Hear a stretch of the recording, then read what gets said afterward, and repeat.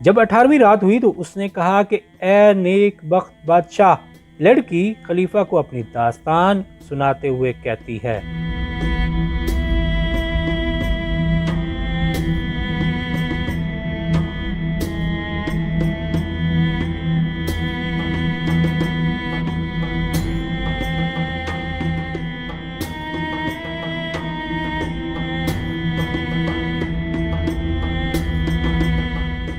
ایک بار پھر وہ مصیبت زدہ ہو کر میرے پاس آئیں، معافی مانگی اور کہنے لگیں، ہم پر ناراض مت ہو، اب ہم ہرگز شادی کا ذکر نہ کریں گی، ہم کو اپنے پاس لونڈیاں بنا کر رکھ تاکہ ہم تیرا نمک کھائیں۔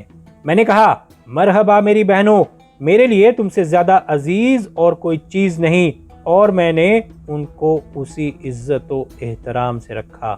1 سال کے بعد میرا ارادہ ہوا کہ ایک کشتی پر تجارتی مال لے کر بصرے جاؤں، اور میں نے ایک بڑی کشتی پر تجارتی مال و متاع اور دوسری ضرورت کی چیزیں جمع کیں۔ میں نے اپنی بہنوں سے کہا کہ اگر تمہارا جی چاہے تو یہیں گھر پر ٹھہرو، اور اگر چاہو تو ہمارے ساتھ چلو۔ انہوں نے کہا کہ ہم بھی ساتھ چلیں گی۔ میں نے ان کو اپنے ساتھ لے لیا اور اپنی پونجی کے 2 حصے کیے، ایک کو ساتھ رکھا اور دوسرے کو امانت رکھ گئی کہ اگر سفر میں کوئی مصیبت آ گئی تو امانت والے حصے سے فائدہ اٹھایا جا سکے۔ کئی دن رات چلنے کے بعد کشتی غلط راستے پر پڑ گئی اور ملاح راہ بھول گیا، اور کشتی سمندر میں دور نکل گئی، اور ہم میں سے کسی کو بھی راستہ معلوم نہ تھا۔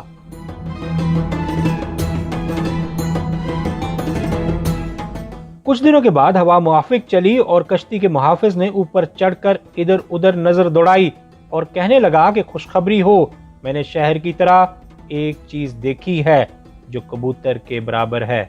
یہ سن کر ہمیں بڑی خوشی ہوئی، اور ابھی ایک پہر دن نہ گزرا تھا کہ دور سے ایک شہر چمکتا ہوا نظر آیا۔ ہم نے ملا سے پوچھا کہ اس شہر کا کیا نام ہے جس کی طرف ہم جا رہے ہیں۔ اس نے جواب دیا کہ خدا کی قسم مجھے معلوم نہیں، میں نے نہ اس کو پہلے کبھی دیکھا اور نہ کبھی میرا اس سمندر میں گزر ہوا، لیکن اس نے کہا کہ اطمینان رکھو، اب سوائے اس کے اور کوئی چارہ نہیں کہ تم لوگ اس شہر میں جاؤ اور دیکھو کہ اپنا مال بیچ سکتے ہو کہ نہیں۔ اگر بیچ سکتے ہو تو بیچو، اور جو کچھ اس شہر میں ہے اسے اپنے ساتھ لے چلو، اور اگر تمہارے لیے کوئی بکری کا امکان نہ ہو تو ہم 2 دن یہاں ٹھہر کر اور راہ کی ضروریات لے کر چل دیں گے۔ اب ہم خشکی پر اترے اور ملاح شہر میں گیا، اور تھوڑی دیر بعد ہمارے پاس آیا، اور ہمارے پاس آ کر اس نے توبہ کی اور کہا، خدا کی پناہ، ایسے لگتا ہے کہ اس پورے شہر پر خدا کا عذاب نازل ہوا ہے، تم لوگ شہر میں جاؤ اور اپنی نظروں سے دیکھو۔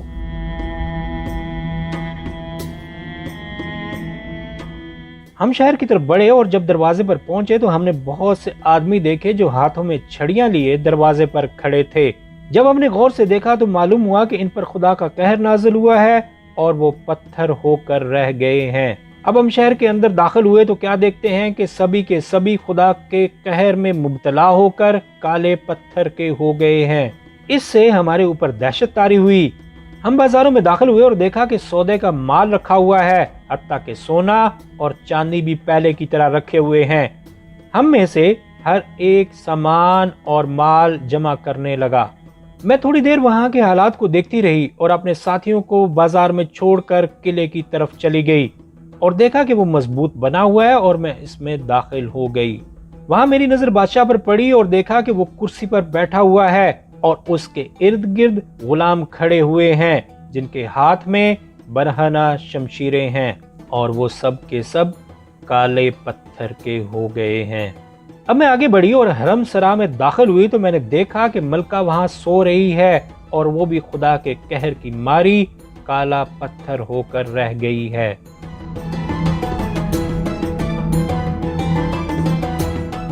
وہاں میں نے ایک کھلا ہوا دروازہ دیکھا اور اس میں داخل ہو گئی۔ وہ ایک 7 منزلہ مکان تھا اور اس کے اوپر ایک چھجا تھا۔ میں نے دیکھا کہ اس چھجے کے دروازے سے روشنی آ رہی ہے۔ جب میں نے یہ دیکھا تو مجھے سخت تعجب ہوا، اور میں نے دیکھا کہ وہاں موم بتیاں جل رہی ہیں، اور اپنے دل میں کہا کہ یہاں کوئی نہ کوئی ضرور ہونا چاہیے جس نے یہ موم بتیاں جلائی ہیں۔ یہ سوچ کر میں آگے بڑھی اور اس کمرے میں داخل ہوئی اور وہاں تفتیش کرنے اور ادھر ادھر چکر لگانے لگی، اور حیرانی کی وجہ سے اپنے آپ کو بھول گئی اور سوچ میں پڑ گئی۔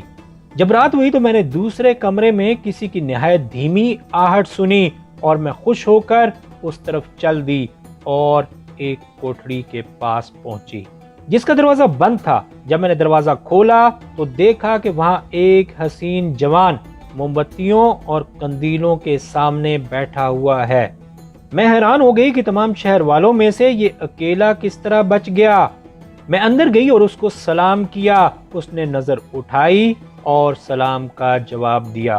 میں نے کہا کہ میں تجھے خدا کی قسم دے کر کہتی ہوں کہ تو مجھے اس شہر کا حال بتا کہ ان کے ساتھ کیا حادثہ پیش آیا اور اپنے ماجرے سے آگاہ کر کہ ان سب میں تو کیسے بچ گیا۔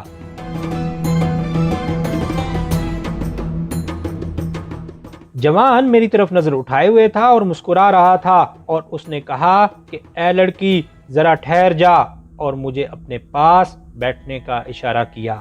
میں نے دیکھا کہ وہ نہایت خوبصورت ہے اور اس کا چہرہ حسین ہے۔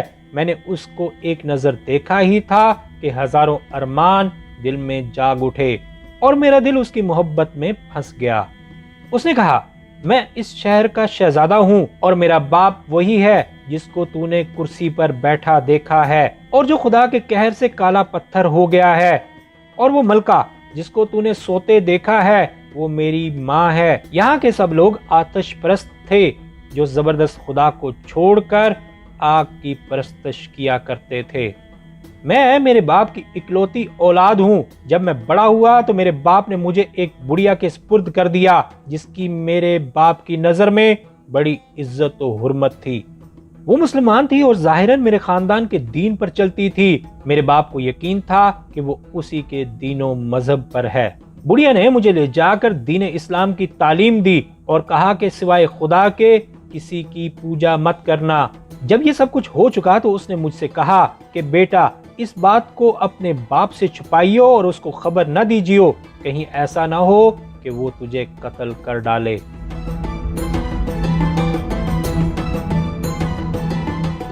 جب شہر والوں کا کفر اور بے دینی اور گمراہی بڑھتی گئی تو انہوں نے سنا کہ کوئی منادی بجلی کی کڑک کی طرح زور سے کہہ رہا ہے کہ اے اس شہر کے باشندوں، آگ کی پرستش چھوڑ کر ایک خدا کی عبادت کرو۔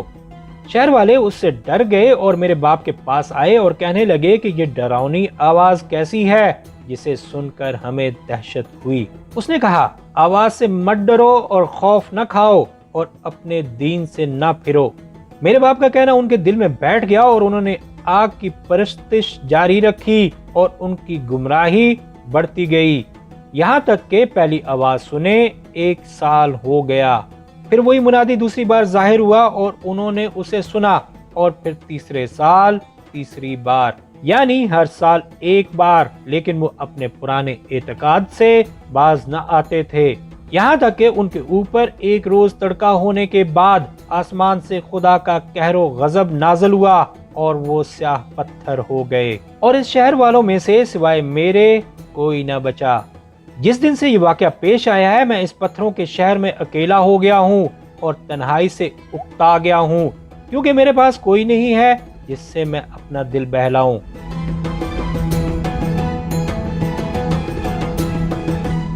یہ سن کر میں نے کہا اے جوان، اگر تیرا جی چاہے تو میرے ساتھ بغداد چل اور عالموں اور فقیہوں سے مل کر اپنے علم و فہم اور فقہ میں اضافہ کر۔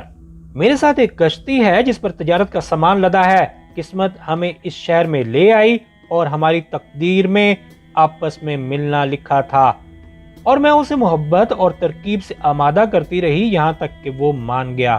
اب رات کافی ہو چکی تھی اور ہم وہیں پر سو گئے۔ جب سویرا ہوا تو ہم خزانوں میں گئے اور کچھ قیمتی چیزیں اپنے ساتھ لے لیں اور قلعے سے اتر کر شہر میں آئے۔ یہاں ہم نے دیکھا کہ تمام لوگ ہمارا انتظار کر رہے ہیں۔ جب ان کی نظر ہم پر پڑی تو وہ خوش ہو گئے، لیکن جب میری دونوں بہنوں ان کتیوں نے مجھے اور میرے ساتھ اس جوان کو دیکھا تو میرے اوپر حسد کرنے لگیں اور پوشیدہ مکر و فریب کرنے لگیں۔ اب ہم کشتی میں سوار ہو گئے اور جو ہی موافق ہوا چلی ہم نے بادبان کھول دیے اور روانہ ہو گئے۔ میری بہنوں نے مجھ سے کہا کہ بہن اس خوبصورت جوان کا تو کیا کرے گی؟ میں نے جواب دیا کہ میرا ارادہ ہے کہ میں اسے اپنا شوہر بنا لوں۔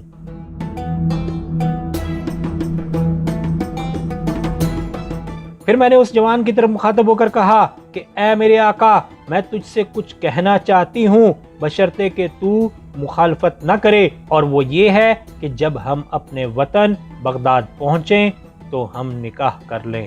اس نے کہا مجھے اس بات پر کوئی اعتراض نہیں۔ یہ سن کر میری بہنوں کے دلوں میں مجھ سے حسد اور کینہ بڑھتا گیا، لیکن اس کی خبر مجھے نہ ہوئی۔ ہوا موافق تھی اور ہماری کشتی چلتی رہی یہاں تک کہ ہم مخدوش سمندر سے نکل کر امن و امان میں پہنچے، اور ہم نے خدا کا شکر ادا کیا۔ جب رات ہوئی تو ہم سو گئے، اور جب آدھی رات کا وقت ہوا تو میری بہنیں اٹھیں اور مجھے اور اس جوان کو بستر سمیت سمندر میں پھینک دیا۔ اس جوان کو تیرنا نہ آتا تھا اور وہ ڈوب کر مر گیا۔ خدا نے میری تقدیر میں سلامتی لکھی تھی اور میں بچ گئی۔ مجھے لکڑی کا تختہ نظر آیا اور میں اس پر چڑھ گئی اور تیر کر ایک جزیرے کے کنارے پہنچی۔ باقی رات میں نے جزیرے پر ادھر ادھر چلتے گزاری۔ جب سویرا ہوا تو میں نے اپنے کپڑے دھوپ میں سکھائے اور چل کھڑی ہوئی۔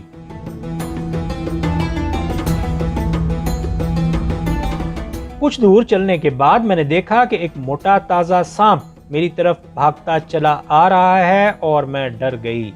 جب وہ میرے قریب پہنچا تو میں نے دیکھا کہ اس کی زبان باہر لٹکی ہوئی ہے، اور میں نے دیکھا کہ اس کے پیچھے ایک اژدہا لگا ہوا تھا جو اس پر حملہ آور تھا۔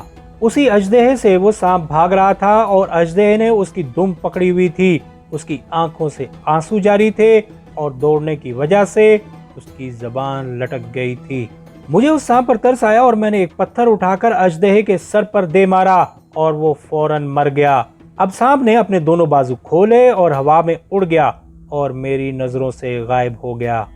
مجھے ایک باغ نظر آیا اور رات بھر چلنے اور جاگنے کی وجہ سے میں تھک گئی تھی اور میں اس میں جا کر سو گئی۔ جب میں ایک پہر کے بعد اٹھی تو میں نے دیکھا کہ میرے پاؤں کے پاس ایک لڑکی بیٹھی ہوئی ہے اور اس کے ساتھ 2 کتیاں ہیں اور وہ میرے پاؤں داب رہی ہے۔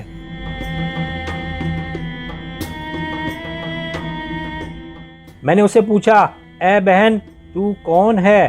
اس نے جواب دیا کتنی جلدی تو مجھے بھول گئی، میں وہی ہوں جسے تو نے اژدہے سے بچایا تھا۔ میں ایک جنیا ہوں اور وہ اژدہا ایک جن تھا اور میرا دشمن، بغیر تیرے میرا چھٹکارا ممکن نہ تھا۔ جب تیری وجہ سے مجھے نجات ملی تو میں ہوا میں اڑ کر اس کشتی پر پہنچی جس سے تیری بہنوں نے تجھے پھینک دیا تھا، اور جو کچھ اس کشتی میں تھا وہ میں نے تیرے مکان میں منتقل کر کے کشتی کو ڈبو دیا اور تیری بہنوں کو کالی کتیاں بنا دیا، کیونکہ جو کچھ تیرے اور ان کے درمیان پیش آیا تھا وہ سب مجھے معلوم ہے۔ لیکن مجھے افسوس ہے کہ وہ جوان ڈوب کر مر چکا ہے۔ یہ کہہ کر وہ مجھے اور دونوں کتیوں کو اٹھا کر لے گئی اور میرے مکان کی چھت پر ڈال دیا۔ میں نے دیکھا کہ سارے کا سارا کشتی کا مال میرے مکان میں پڑا ہوا ہے۔